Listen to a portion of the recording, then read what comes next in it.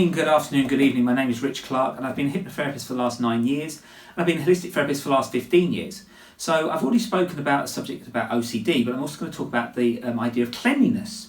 And cleanliness is an issue which comes up a lot in hypnotherapy. It comes up in a lot of therapy work, and it also comes up in a lot of holistic therapy about people, what they do.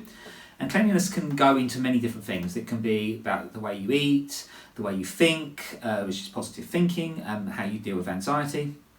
So I'm going to break down some the interconnected benefits of cleanliness across 3 dimensions, 3 ideas. So spiritual beliefs. So cleanliness has been integral to spiritual practices across cultures and religious ideas for millennia. Many traditions view physical cleanliness as a reflection of spiritual purity. Regularly cleansing rituals like ablutions in Islam or ritual baths in Judaism are seen as ways to prepare oneself for prayer and spiritual connection. Very much also in Hinduism. Also it was in Christianity, but it seems to be phased out for some reason. But like if you go to a mosque, which I have done, and I've gone to a synagogue and so forth, you do have to wash. You have to wash like every part of your body. People don't, as one of the big things is cleaning behind your ears, cleaning your feet, so forth. A clean space is often considered more conducive to meditation, prayer and spiritual reflection, as it minimises external distractions and creates a sense of order and reverence.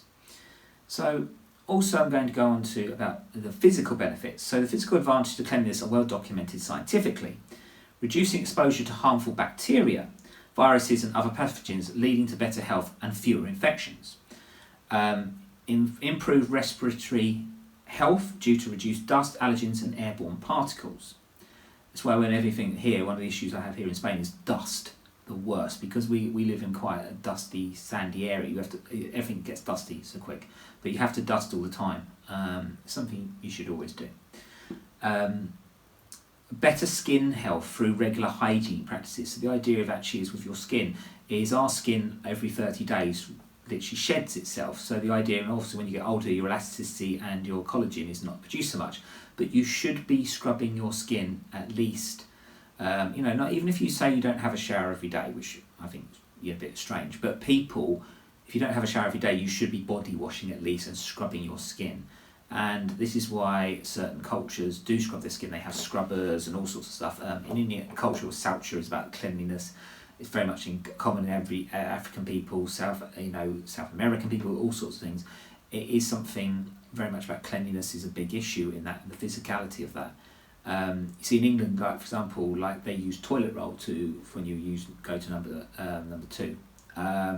But in India they use water, so they clean their bum with water, and they do that in Arab countries as well. So that's why people in India will never shake with their left hand. They never use it. It's considered the hand they use to wipe their anus with water, or dousing, they call it.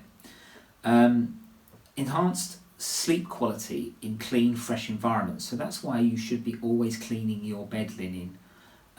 It's quite amazing how many people have told me they have issues or they get bed bugs and stuff like that. And it's quite a big issue. It was in France a couple of years ago.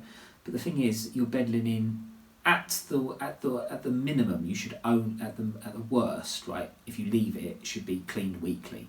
If you can, cleaning your bed linen daily is good. You should always have a clean bed space, because it helps. And that's why really when people have like bed sits, they should like make sure that they have their bed linen, that's cleaned, put away. Then they have their house linen, what they use when they're doing things on the sofa, and then the bed linen is separate. Again, things like that. It all helps with you. You decrease risk of foodborne illnesses through proper kitchen and food handling, hygiene. Now this one, massive thing is most people don't clean their food. People don't wash their meat, they don't wash their fish, they don't wash their vegetables, things like that. And you've got to remember, if you look at the process of when food is picked or handled, it goes through so much different people's handling. And people, if they're handling things, someone's got an infection, they've got cuts, you should be washing your food. And I think this, when I hear people don't wash meat, they don't wash their meat before they cook it, it's quite, if you actually worked in a place where they process and pack meat, once you see how they treat it, you would want to wash your meat. You'd want to wash your fish. You'd want to wash your vegetables.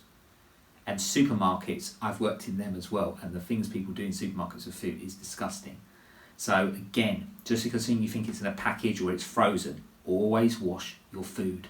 It does help. And if something smells slightly off, if you wash it and you think it still smells off, get rid of it.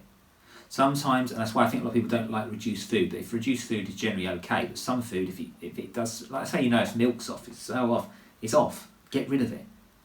I think food wastage is an issue here in the West, but I don't think you should be just wasting. I think instead of some food is just horrible and it's just not edible. And the other thing is, what some people do is if they do that, wash their food, freeze it, put spices with it, maybe it gets rid of it. Again, I'm dubious on that one, but I think if you don't wash your food, I think, and that's why probably for now I don't eat out restaurants very much unless I know the people who run them or know people who've worked in them, and I know that they clean all their food. And a lot of restaurants, even the top restaurants in places, don't clean their food. It's quite disgusting, really. Prevention of past infections that can carry diseases. So that's one of the things people were very aware of when they were wearing masks during COVID. They said about, the idea if they had COVID, they didn't want to pass it on. The actual thing is that mask didn't stop it because it's microscopic. But what it was the idea of people, I didn't agree with wearing masks myself, and I didn't wear one, but I do think that there was certain things, but I found that most people were disgusting in their hygiene, and I think especially if you knew you had bugs or illness at that time, you should have stayed at home. So I think it's very important that people understand that. So when you have got a cold or have got a bug and you don't have to go outside, stay in, get clean your environment and clean yourself up, clean your body out.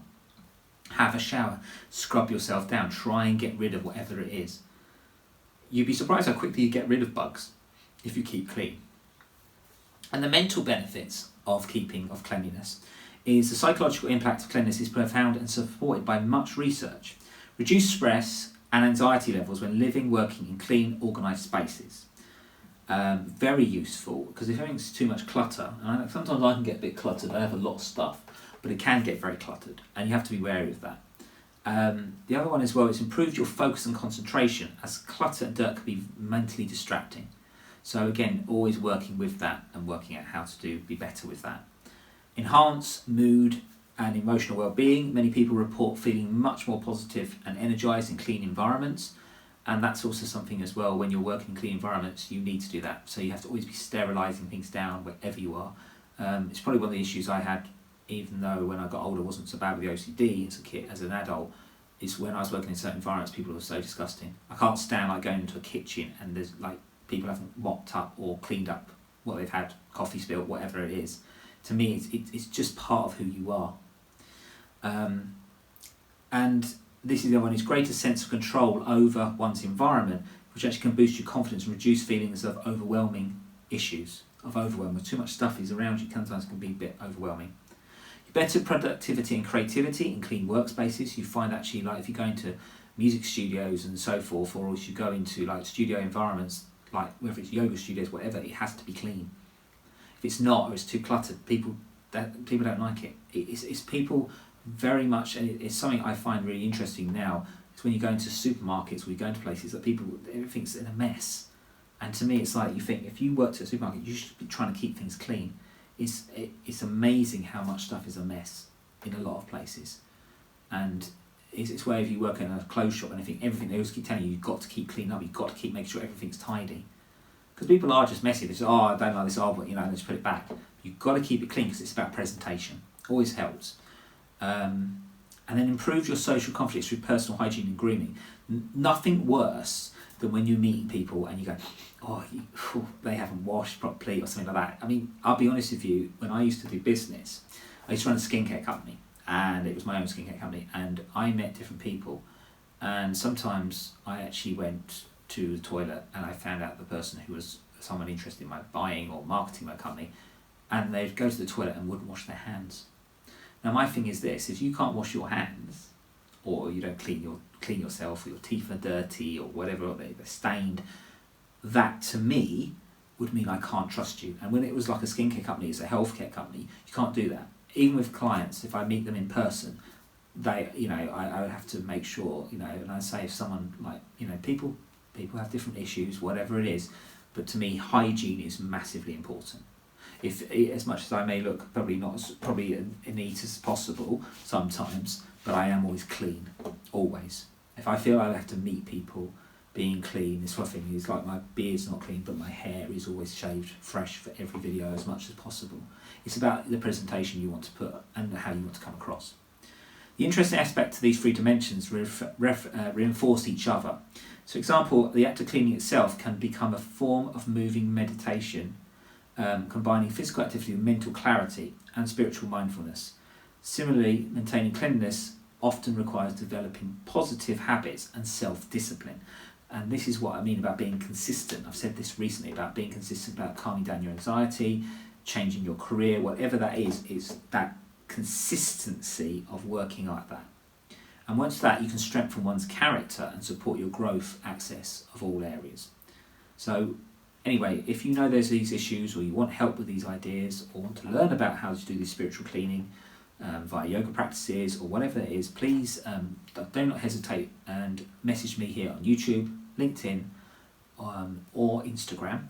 And I am rebuilding my website at the moment to make that a better environment to use and so forth. But if you do message me on them platforms, we can always set up a free consultation and we can discuss how that goes from there, and hopefully we can work on that and help you get over or improve your cleanliness, because I think cleanliness is important. And I think this is what's interesting coming into the new year. People are always about, dry January and everything like that, but actually their cleanliness, the cleanliness of their space, cleanliness of certain things of how they behave is important.